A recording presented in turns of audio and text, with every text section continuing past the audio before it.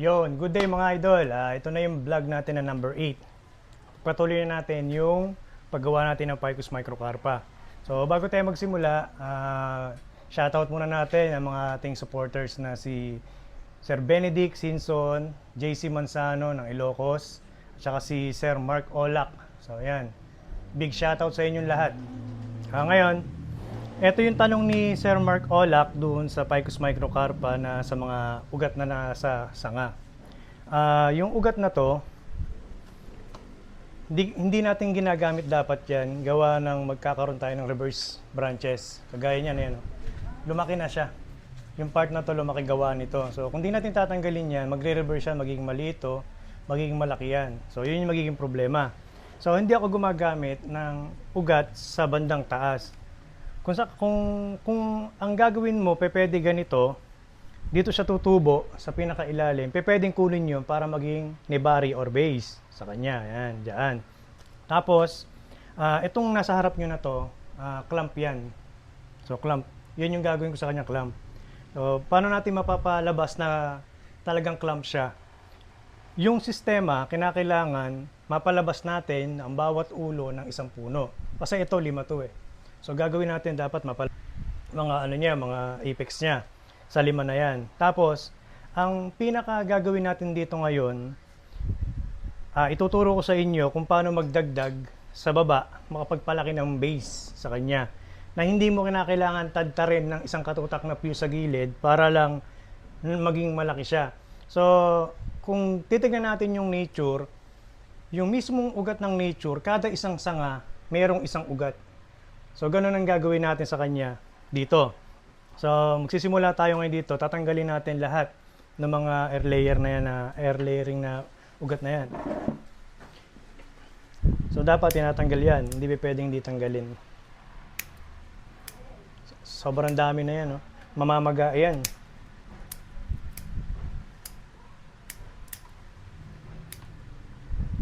Sorry, kasi nung nakaraan pa dapat to kaso nga lang, meron akong dapat unahin na halaman bago to. Kaya ngayon lang natin i-upload. Ayan, ang dami oh. So hindi natin kailangan yan.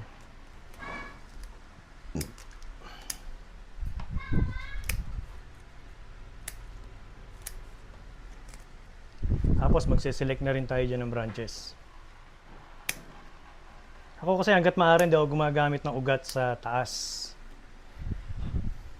Pero mahirap naman kasi tumubo ang ugat sa bandang baba eh. Bihira mangyari yun sa Picus Microcarpa. Except na lang kung susugatan mo. Kagaya ng ginawa ko nung nakaraan dun sa post ko. Na sinugatan ko siya after 4 to 5 days, nag-ugat na siya. Kaso nga lang, lagi tayo mag-maintain ng tubig para hindi siya natitiyo.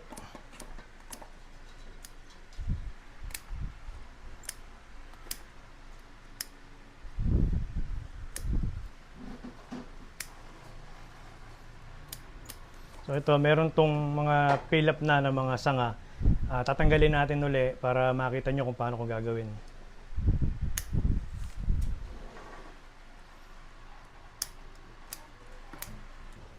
So tapos, iyan, bubunutin kasi natin to para makita nyo yung base niya. Ang ginawa ko muna, tinanggal ko muna lahat ng mga sangat dahon. Nagtirala ako sa dulo, tsaka ayan. So lahat yan, ganun ang gagawin natin. Para malinis na malinis yung ating pagpupusin.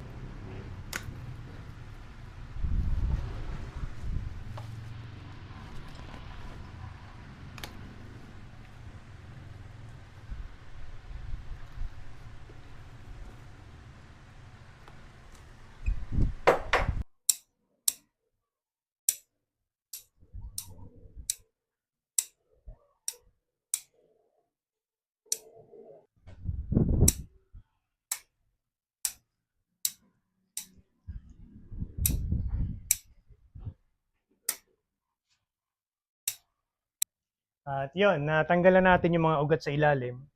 At nalinis na rin natin yung mga ugat sa taas. Bali yung nilagay ko ditong una dati, siyang binaklas ko uli para makita nyo yung gagawin ko na pagdagdag dun sa ugat. At paano magpalapad ng nibari. Ayan, nalinis na natin siya.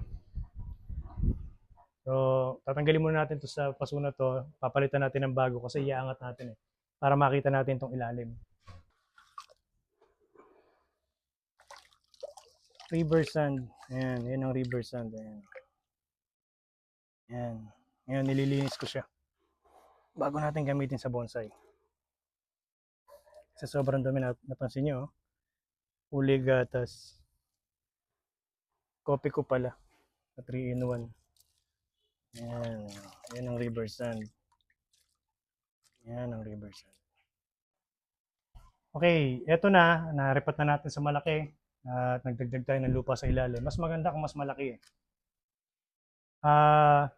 Nilinis natin. Pagkalinis, so ayan na siya. Wala nang ugat sa ilalim. So, tronco lang natira. So, ayan yung front ko sa kanya. Ngayon, ang pagdagdag ng ugat sa kanya o pagpalaki dito, pagpalaki ng base, hindi natin kinakailangan lagyan to ng isang katutak na nakaganon. Kasi, yung isa lang ang ilagay mo o dalawa. Halimbawa, dito maglagay ka ng isa kasi kada isang tronco, isa. Isa siya. Kasi yung isa na yon, pag yun lumaki yun, lalapat na dyan yan eh. Pag lumapat dyan yan, isang malaking base na nakaganyan dyan, then sa setback. Pag sinetback, yung secondary kasi nun, pupunta na dito yun. Yan, pupunta na dyan, pupunta na dito. So, kung gagawin mo siyang dalawa kasi, mangyayari, yung secondary roots niya, magkocross. So, hindi magandang tignan. Hindi kagaya nung meron dito, meron dyan, meron dito, at meron dito, at meron dito. So, yun lang yung pinakakailangan na ugat niya. Kasi sa nature, ang mga puno na kada isang branches niya ay mayroong malaking ugat sa ilalim nun na sumusuporta sa ugat. Halimbawa, first branch. Yung first branch na yun, may ugat yun na isa. Yung second branch niya, merong ugat yun. Kung saan merong branches, merong ugat yun na sumusuporta papunta dun sa mga branches. So, ito na yung gagawin natin. Ito yung kailangan natin. Kada isa, lagay natin ng isa. So, halimbawa, ito. Ito kasi, kaya nakabend ng ganyan, nasanay na to eh, dahil nakalagay ito dyan. So, papakita ko sa inyo para makita nyo mabuti kung paano yung paggagawa ko. Halimbawa, ito. Kailangan natin dito. So, ang susugalan natin dito, yung branches na to, hindi ito. Para yung ugat na tong dalawa, nakayakap sa atin. Halimbawa, ito. Dito ilalagay yan. Yung isa naman, ito, dito ilalagay. So, mapapansin nyo, same process pa din doon sa clocking ng branches na like example, 4 o'clock, first branch. Second branches, 8 o'clock. So, same din sila doon sa ugat. So, yung first branch natin, halimbawa, kung may first branch to, halimbawa ito, first branch, 4 o'clock. So, yung ugat natin, iaabang natin doon sa 4 o'clock. Halimbawa, ito, ayan. Ilalagay natin to dyan, ayan. Ilalagay natin ganyan dyan. So, ayan siya. Tapos, ang gagawin natin, kada isa niyan, lalagyan natin ng moss. So, halimbawa ito. Lalagyan natin ng moss yan. Siya yung guide para dun sa magiging tutubong ugat. So, ayan.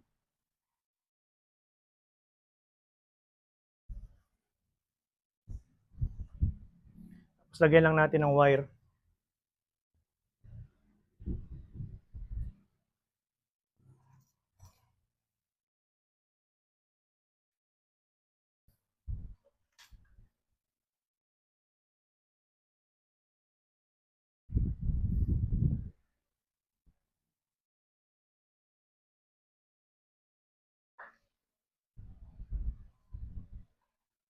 Hindi natin kailangan ilubog to. Hindi natin kailangan ilubog yung pinakaugat na to.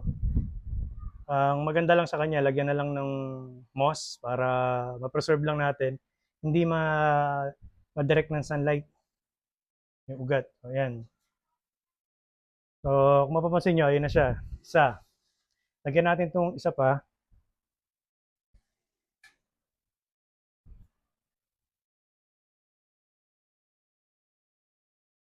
Dito natin lagay sa taas. Para mas maganda.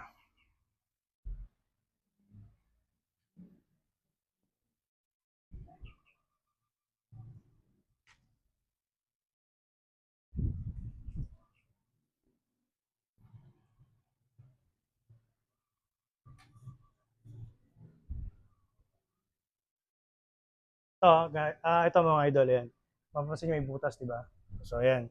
Hayaan nyo lang, huwag nyo ipilit idikit. Kasi pag lumaki yan, ito kasi, pwede nating sugatan yan, split, para magkaroon sa ilalim.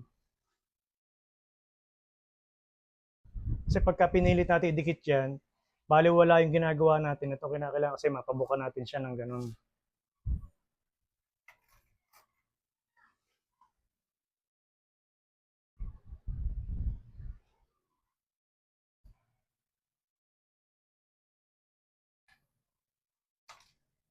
Kiniklip lang natin. Yan. So, dun sa sinabi ko, yung sample ng ugat natin, parehas lang din dun sa branches. Kung ang first branch natin, 4 o'clock, yung ugat nun, dapat naka 4 o'clock din siya. Na, kumbaga parang nakayakap sa atin. So, yan. Tapos, pagka kasi ginawa natin dyan, dito tayo naglagay ng ugat at doon, yung ugat sa likod, hindi na natin makikita. Dahil in-adjust na natin sila ng 4 o'clock, 8 o'clock, so malamang na yung ugat natin sa likod, yung mga back roots na yan, magkakaroon dito, magkakaroon dyan. Pag nasa front tayo, kita siya. Ayan. So, kumbaga, hindi lang doon sa paggawa ng paddings meron depth. So, pati sa ugat meron din. Kinakailangan silip siya.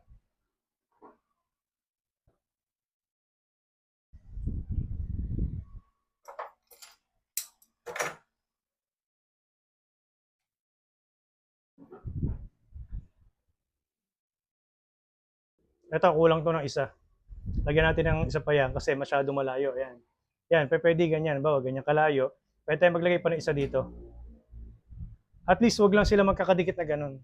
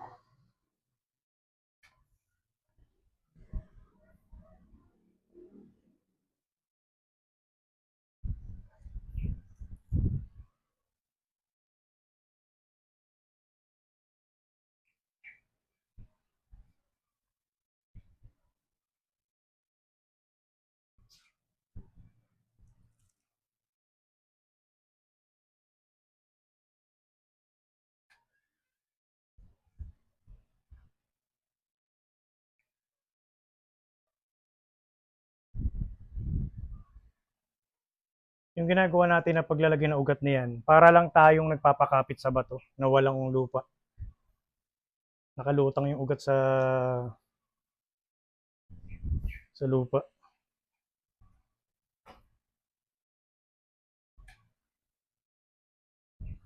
Yan. Ilan lang yung nilalagay ko kasi yan, mga primary roots yan eh. Pagka yan, sinetback natin, magdidikit-dikit na yan. Ang kagandahan, natural siya. Kung saan merong isang katawan, meron lang siyang isang ugat. Ayan. So, ito, wala ito. Lalagyan natin yan dito.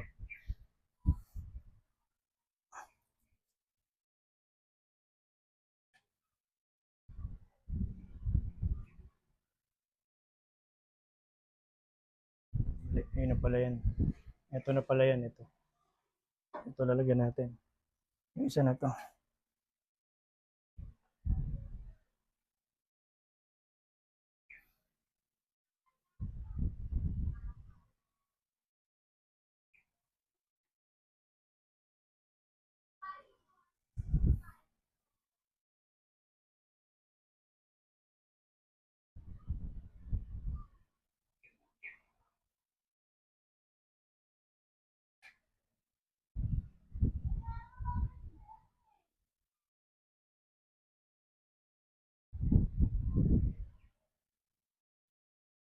So ganyan din, kung gusto niyo magdagdag ng katawan, manggagaling din sa baba, mas maganda.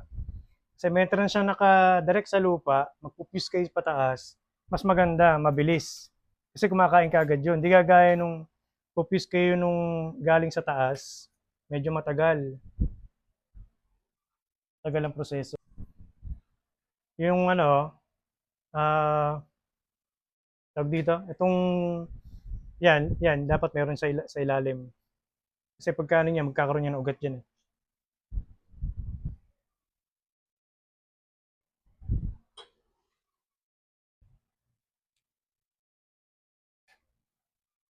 Tapos, kapag ka malakas na yung puno natin, halimbawa ito, yan, pwede na natin tong wire.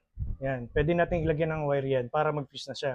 Ngayon kasi huwag mo natin lalagyan, gawa ng hindi pa naman siya malakas, so mga 5 o 4 na buwan. Tsaka lang natin siya lagyan. So doon makita mo na malakas, madali siya mag-fuse pagka ganun. Pagka kasi ganito, hirap pa yan.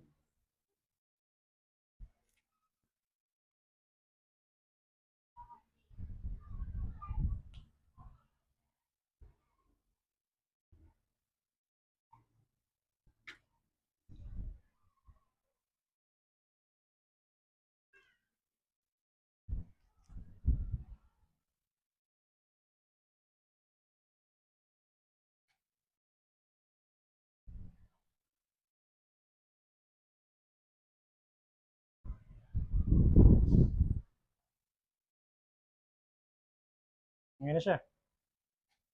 So kita na natin, nabivisual na natin yung lapad niya, yung pinaka ano ng base. So yun yung kinalabasan na pinakalapad niya. Ayan. Yan yun. So kada isa, isa, isa, isa, isa. So lahat nilagyan natin. Kada isang trongko, isa lang. Kasi sabi ko nga, yung pinaka-base na yan, pag pinutol natin yung isa, magiging secondary na yon. So itong dalawa na to, kagaya ito, for example, yung dalawa na yan, pag pinutol natin yan, yung ugat nito pupunta dito, yung ugat niya pupunta dyan. O, yan. So yan siya. So magdidikit yung secondary. So hindi natin kinakailangan na isang katutak. Mas maganda kasi may multiply yung primary natin, kamukha ng ginagawa natin sa paggawa sa sanga, para proportion, balance siya, at may harmony din, kagaya dun sa taas. So ayan. Di ba? Kita na natin yung kalalabasan ng base natin. So hintay tayo ng mga ilang buwan, upis natin to, pagkatapos, pa-wild, hayaan lang natin, huwag tayo magpuputol. Ang gagawin lang natin diyan pagka ito nagkaroon ng sanga dito, tatanggalin lang natin hanggang humaba ito. Ngayon, pag humaba na ngayon to, huwag niyo nang tatanggalan yung taas kasi nakalabas naman na yung ano yung pinakadahon at sanga niya. Hayaan niyo na siya mag-wild para ito mag-piece na dito. So, yun. At yun lang po. Maraming salamat po. At sana po meron kayong natutunan sa aking vlog. At kung kayo po ay hindi pa nakasubscribe sa aking YouTube channel at naka-like, baka po pwede nyo pong kalimbangin at pindutin ang subscribe button. Maraming salamat po. God bless.